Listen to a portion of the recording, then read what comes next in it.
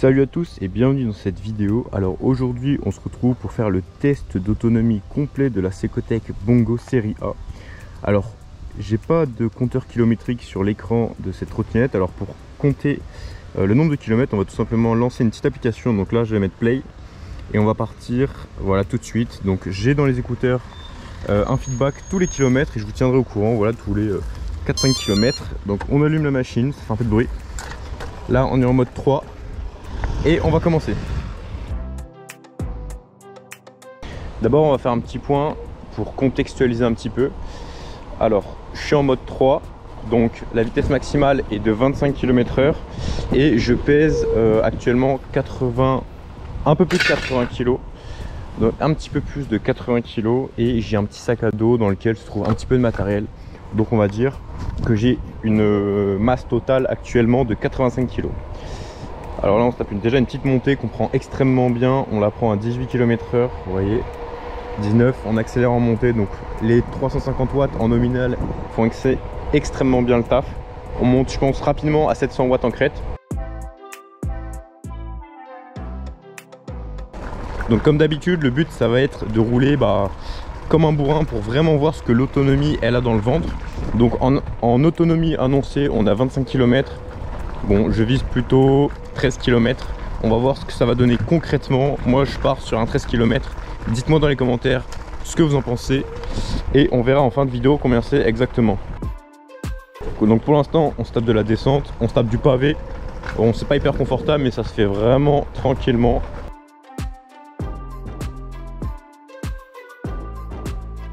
Donc comme d'habitude on va aller faire le tour du canal pour tester l'autonomie des machines et voir combien de tours on fait. Donc je pense qu'on va en faire un, on va remonter d'où on vient et je pense que l'autonomie sera à plat. Donc j'ai vraiment hâte de voir ce que ça va donner en termes de kilomètres.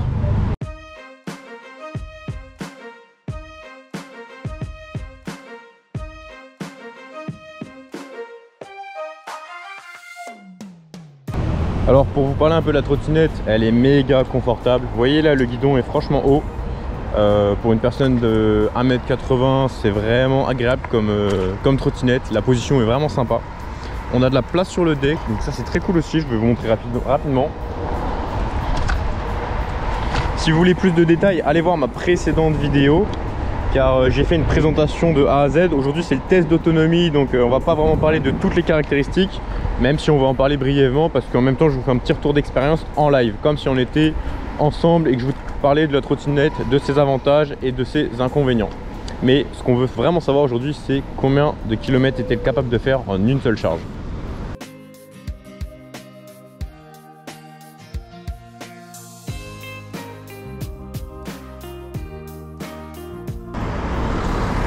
Alors, ce qu'il y a de sympa avec cette trotte, c'est qu'elle envoie de 0 à 25 de façon assez dynamique. C'est vraiment hyper agréable. Dommage qu'on puisse pas aller au-delà de 25. Ça aurait pu être vraiment sympa. Je pense qu'elle en a dans le ventre. Je pense qu'elle peut monter jusqu'à 36-37 km/h. Donc c'est vraiment dommage, mais en tout cas elle a quand même un petit peu de gouache. Elle en a plus que les autres quand même. Sur le 0 à 25 elle a beaucoup plus de gouache que les autres trottinettes que j'ai pu tester, qui avaient un moteur de 350 watts. Donc là on vient de passer la barre des 2 km. Donc bon, rien à dire de spécial pour l'instant. J'espère que vous m'entendez avec tout ce vent.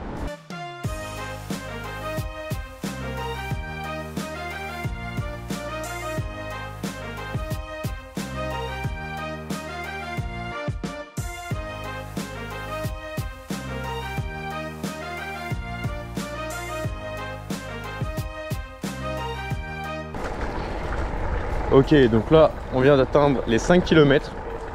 La batterie semble voilà, au 3/5e. Donc j'ai perdu 2 barres sur 5. Et je suis en mode 2, donc ça va jusqu'à 23-25 km/h, mais ça accélère un petit peu moins fort. Donc ça permettra d'économiser un petit peu de batterie. Et voilà, parce que j'ai un petit peu peur de ne pas réussir à retourner à destination en roulant vraiment pleine balle. Après si on y arrive, ça sera super, ça voudra dire que la batterie est quand même assez bonne. Donc franchement c'est un bon équilibre entre la puissance, la vitesse, le confort. C'est franchement sympa, c'est une très bonne trottinette. Pour rappel, on a des pneus tubeless, on a des freins qui freinent extrêmement bien. Je vais vous faire un petit freinage d'urgence d'ailleurs. Vous êtes prêts? 3, 2, 1. Voilà. ça freine quand même très bien parce que les pneus en fait accrochent au sol énormément. Et on a à la fois un frein électromagnétique à l'avant qui freine bien et un frein mécanique à l'arrière qui freine très bien, plus un frein à pied, je sais pas si vous voyez. Du coup on a 3 types de freinage qui peuvent se combiner pour un freinage ultra efficace. Je pense que vous l'entendez, mais là on a énormément de vent, donc le vent vient de face, ça me ralentit, je suis à 19 km/h au lieu de 22 et en plus ça fait beaucoup de bruit, donc j'espère que vous m'entendez. En tout cas, conduire cette machine, c'est vraiment un pur kiff. Je sais pas si ça se ressent en vidéo, mais là, je prends mon pied. Et je dois dire qu'à 22 km/h, j'ai jamais pris autant mon pied qu'aujourd'hui. Parce que là, 22 km/h, je sais pas si le compteur marche bien, mais c'est un pur plaisir. Regardez comment ça roule bien. Voilà.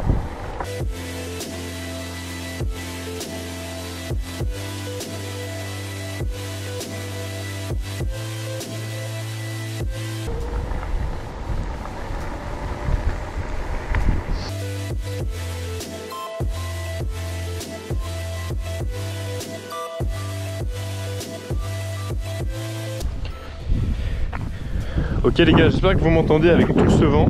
Alors j'ai fait une petite pause aux 7 km. Donc 7 km, 7,2 km on est. Honnêtement, je me rappelais pas qu'elle accélérait si fort. C'est vraiment un régal. C'est un régal comme elle accélère fort. Même de 15 à 25, elle a vraiment de la gouache. Et elle a tellement de gouache. Bon, c'est pas une hyper sportive, hein, c'est vraiment une compacte à 350 watts de puissance. Mais elle a une gouache qui fait que quand on arrive à 25, on a comme un frein moteur qui nous stoppe à 25 d'un coup, alors qu'on sent qu'elle pourrait nous amener jusqu'à 35, peut-être 37, 38 km/h. Donc honnêtement, à conduire, c'est vraiment un régal.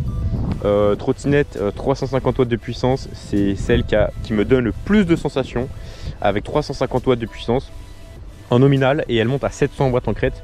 Mais j'ai l'impression qu'elle est tout le temps à 700 watts, même sur du plat, j'ai l'impression qu'elle monte en crête pour vraiment envoyer de la gouache. Alors là on a 3 barres, je sais pas si vous voyez bien avec le soleil, on a 3 barres sur 5, en réalité on en a 2 et la troisième réapparaît voilà, ponctuellement. Et on est à 7 km, donc moi je mise sur un petit 12 km. J'espère que je pourrai retourner de là où je suis parti pour boucler la boucle. Donc je vais vous montrer un petit truc qui est sympa sur cette trottinette tant qu'à faire. Donc c'est la batterie qui est amovible, donc vous allez juste enlever un petit truc. Là vous attrapez le petit crochet bleu et là vous tirez la batterie et tout simplement vous avez juste à la tirer. À l'intérieur bien sûr c'est creux, donc vous pouvez recharger la batterie comme ça chez vous et la remettre à tout instant. Donc c'est vraiment hyper pratique comme fonctionnalité. Donc je vous le représente.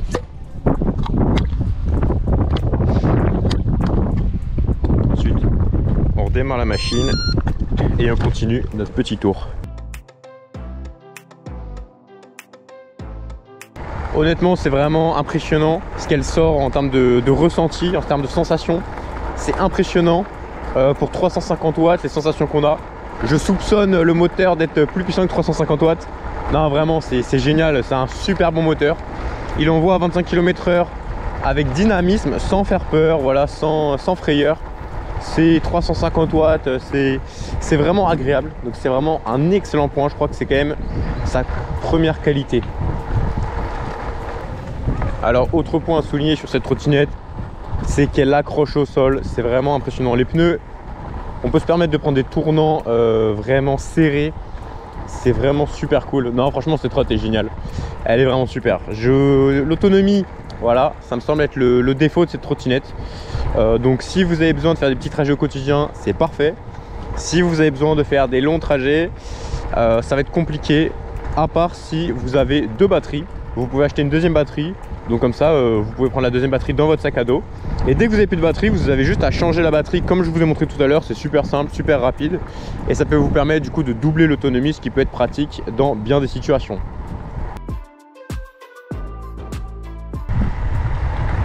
Ok, donc là on est à 8,2 km, bientôt 8,3. Ça commence un petit peu à ralentir. J'espère qu'on va atteindre les 13 km, quelque chose comme ça. Je vous tiens au courant.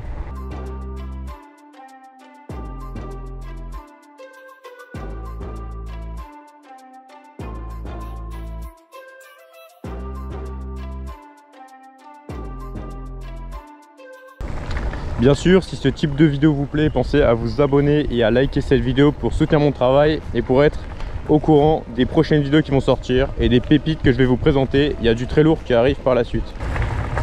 Ok, donc là on a atteint les 9 km de distance, ce qui commence à être une autonomie sympathique, mais on commence à ralentir aussi, donc on va voir ce que ça donne au total.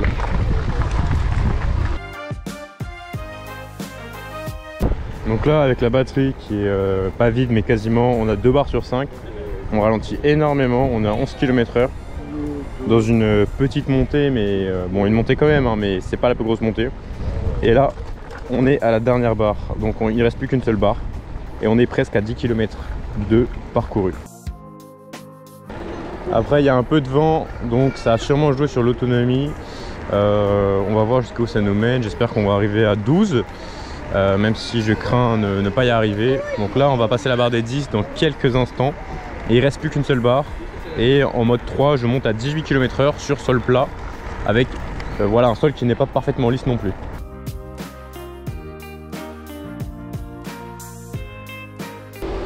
Ok, donc là on vient de passer la barre des 10 km, donc on est au moins arrivé à 10. Je m'attendais à plus, mais là on ralentit pas mal, on est à 15 km/h et il ne reste plus qu'une barre. Donc je crains voilà, de ne pas arriver à destination.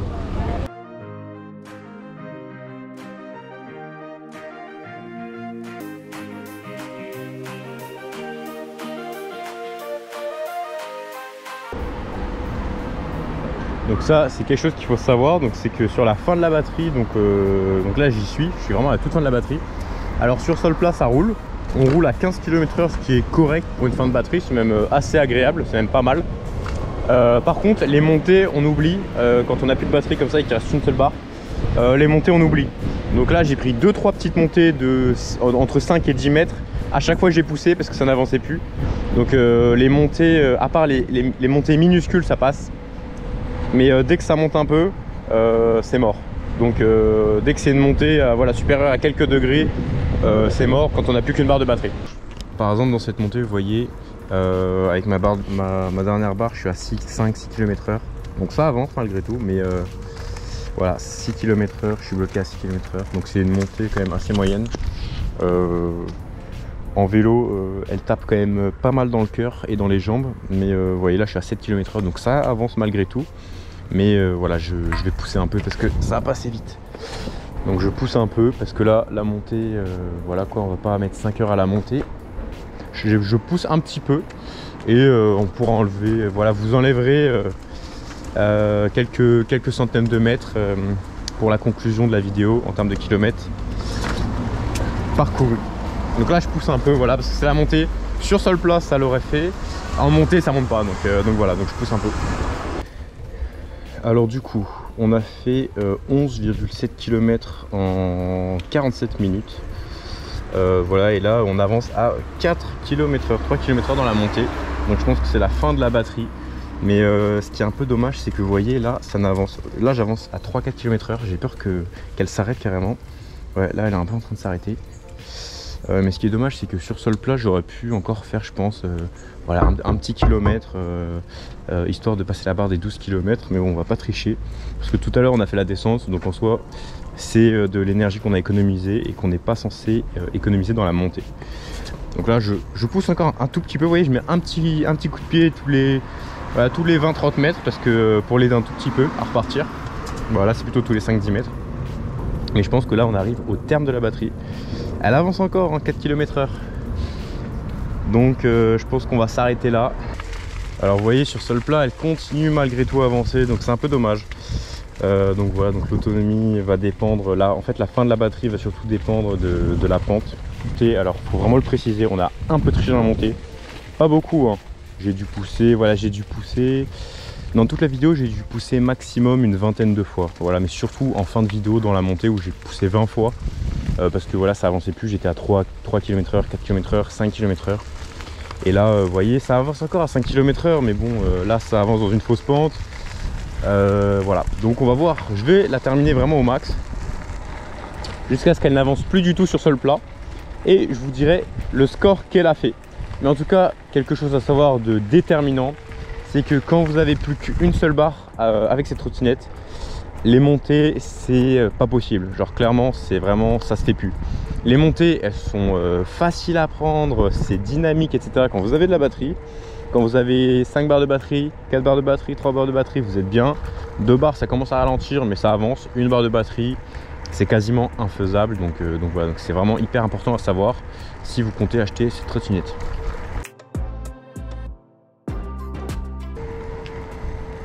Donc là, sur sol plat, à 12,3 km, on est à 12 km/h. Par contre, vous allez voir, je vais prendre une mini montée qui arrive dans 20 mètres à peine. Ça va s'arrêter quasi entièrement dans la montée. Et voilà, donc vous avez votre conclusion, quoi. L'autonomie, on va dire une douzaine de kilomètres. Par contre, si vous avez de la montée dans les 3 derniers kilomètres, c'est à oublier. Vous voyez, regardez, hop là. Là, on est à 3 km/h, 2 km/h, 1 km/h. Et on s'arrête. Voilà. Alors que c'était une petite montée de pas grand chose. Bon, on va faire la conclusion de cette vidéo un petit peu plus loin. Donc là, vous voyez, je pousse pour la redémarrer. Mais sur sol plat, elle continue encore un peu. Mais voilà, vous n'allez pas aller bien loin non plus avec cette autonomie. Voilà, je vais à 8 km/h. Là, je m'arrête dans maximum 500. Ok, alors là, on vient de s'arrêter. Je viens de faire 12,6 km avec cette trottinette. Donc vous avez vu, je suis parti du stade, je suis allé faire le tour du canal et j'ai pu remonter au stade. Alors quelques points à souligner dans cette vidéo qui sont un petit peu délicats entre guillemets. Bon, je vais commencer par le délicat et on va finir par vraiment des trucs excellentissimes, des trucs vraiment hyper sympas à savoir sur cette trottinette. Alors du coup, le premier point que je dois souligner pour ce test d'autonomie, c'est que j'ai poussé dans la montée à la fin. Donc comme je vous dis, j'ai mis entre 15 et 30 coups de pied pour avancer. Parce que j'allais à 3, 4, 5 km/h dans la dernière des montées. Donc ça avançait pas du tout. Donc j'ai décidé de pousser un peu. Donc c'est quelque chose qu'il faut avoir à l'esprit dans le contexte de ce test d'autonomie. Donc on va arrondir à une douzaine de kilomètres ce test d'autonomie. On va arrondir à 12 km parce que j'ai un petit peu poussé. Ensuite, quelque chose qu'il faut savoir, c'est que du coup, les premiers 500 mètres, ils ont été faits en descente parce que j'ai descendu une grande côte. Donc voilà. Et puis les derniers 500 mètres que j'ai fait avec la trottinette, j'ai un peu poussé dans les montées. Donc en conclusion, cette trottinette a une autonomie de 12 km avec bien sûr une personne qui pèse 85 kg. Donc je pèse 80 kg.